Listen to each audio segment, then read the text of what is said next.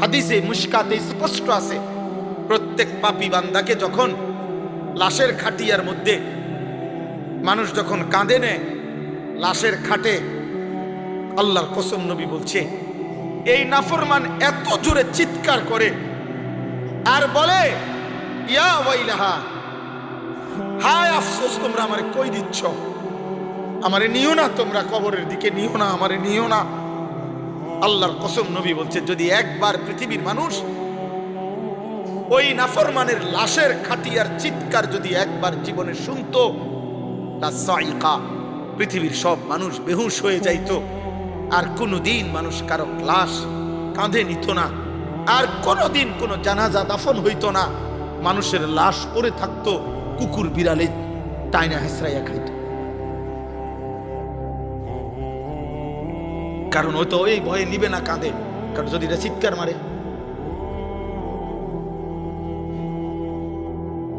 এই জন্য আব্বা আল্লাহ বলেন আমি চাইলে পারতাম, কিন্তু আমি তো চেয়েছিলাম।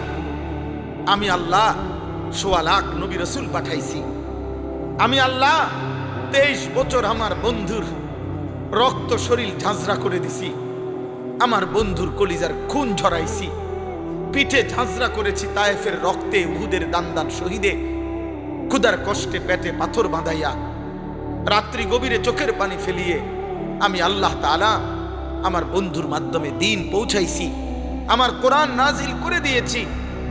লক্ষ লক্ষবার আমি আল্লাহ বলেছি, বলতে চেয়েছি।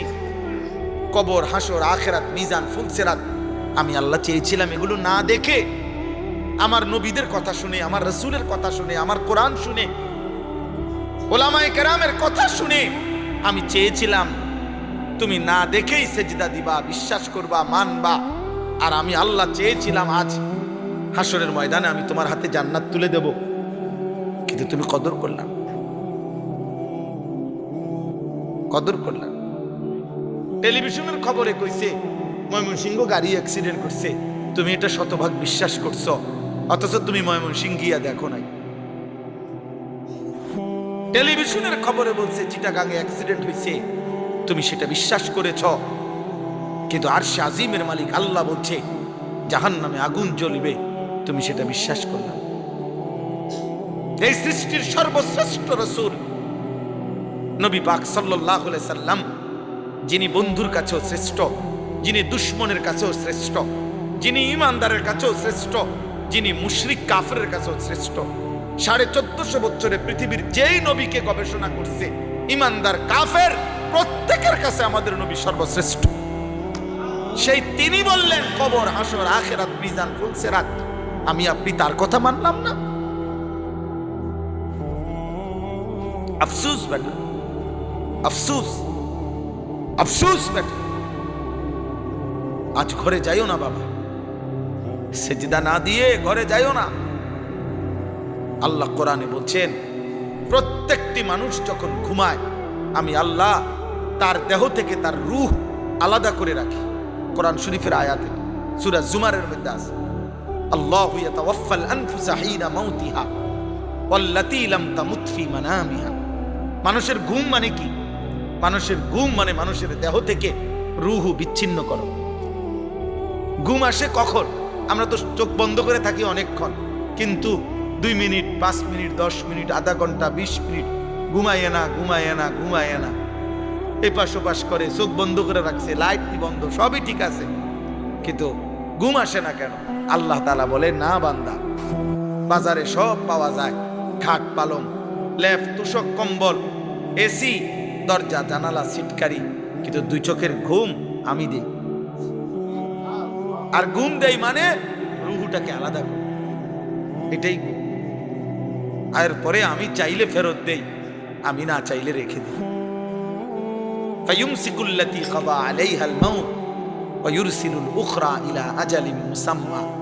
তবে মনে রেখো বান্দা, যাকেই আমি ফেরত দেই প্রতিবারই, তবে সেটা একটি নির্দিষ্ট সময়ের জন্য ফেরত দেই, একদিন আর ফেরত দেব।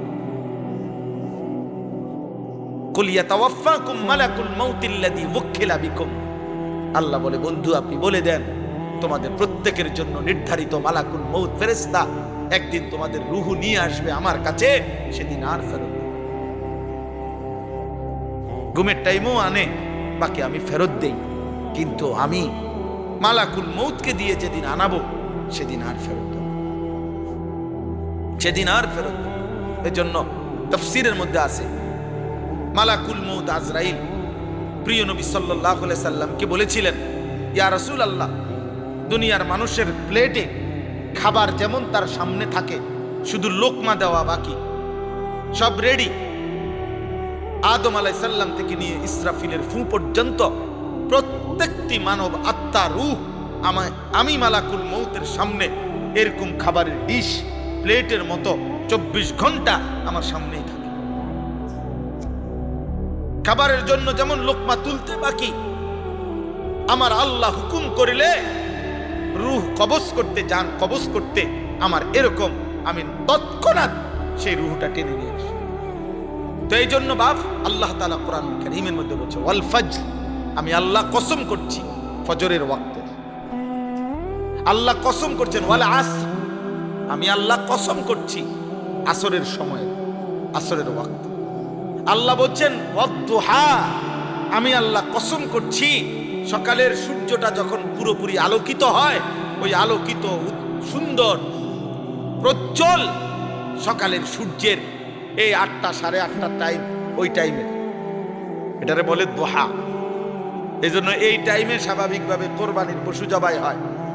এই জন্য কোরবানির ঈদকে বলে ঈদুল আযহা, ওয়াক্তুদ দুহা। ঈদুল আযহা কয় না, এইটা এই সময়টা।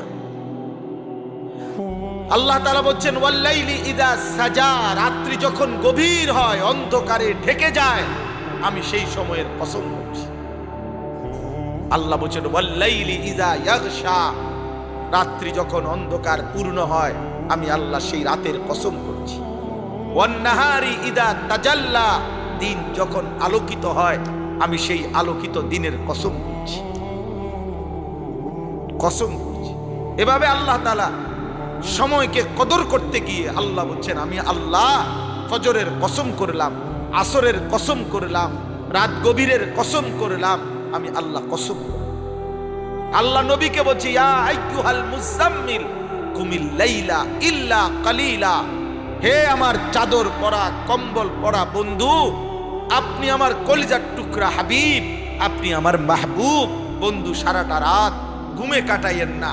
রাত্রিবেলা আপনি দাঁড়ান, নামাজে সেজদা দেন, রুকু দেন, জিকির করেন, তিলাওয়াত করেন, তাহাজ্জুদ পড়েন, চোখের পানি ফেলেন, জিকির করেন, আমার জন্য কাঁদেন, আমি আপনাদের দেখি, ভালোবাসতে থাকি।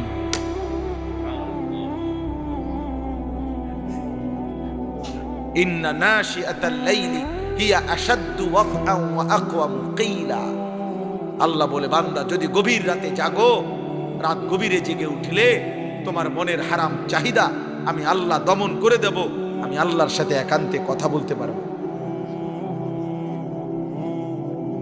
সময় আল্লাহ কদর করতে বলছে, রাত কদর করতে বলছে, দিন কদর করতে বলছে, কদর করতে বলছে।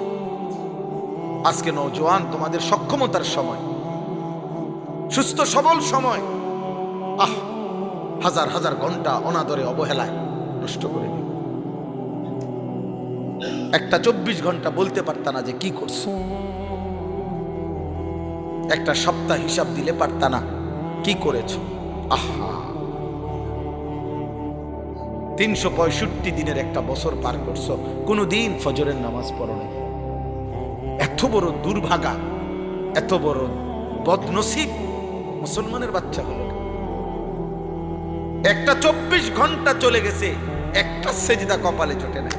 ছি ছি ছি, অভিশপ্ত তোর জীবন, থু তো তোর কপালে, থু থু তোর কপালে, নাফরমান, থুতু দিলাম তোর কপালে, তোর ওই কপালে থুতু। যে কপাল আল্লাহকে একটা সেজদা দিতে পারলি না। আরেকবার বেটা মিলাইস, বেটা নিজের পরিচয় মিলাইস। এই পরিচয় মানুষের সাথে মিলে নাকি রাস্তার কুত্তার সাথে মিলে, মিলায় দেখিস। কুত্তারে একবার জিজ্ঞাসা করিস, কোন নামাজিকে একবার জিজ্ঞাসা করিস যে হে নামাজি, আপনি মানুষ কেন? কুত্তারে বলিস কুত্তা, তুই কুত্তা কেন? মিলায়া দেখো বেটা, জীবন মিলায়া দেখো, একটা সেজদা দিতে পারল না আল্লাহকে। ছি ছি ছি ছি, ছি তোর জীবনের উপরে, ঠিক তোর জিন্দেগির উপরে, ঠিক তোর জীবনের উপরে। ছি ছি ছি ছি, মুসলমানের বাচ্চা। আহ, ওই বাবার জীবন ব্যর্থ জীবন, ওই মার জীবন ব্যর্থ জীবন, ওই মার দুধ, বুকের দুধ ব্যর্থ, ওই বাবার 16 বছরের 18 বছরের 30 বছরের উপার্জন ব্যর্থ, যার সন্তান একটা সেজদা দেয়। আপনার জীবন বেহুদা গেছে।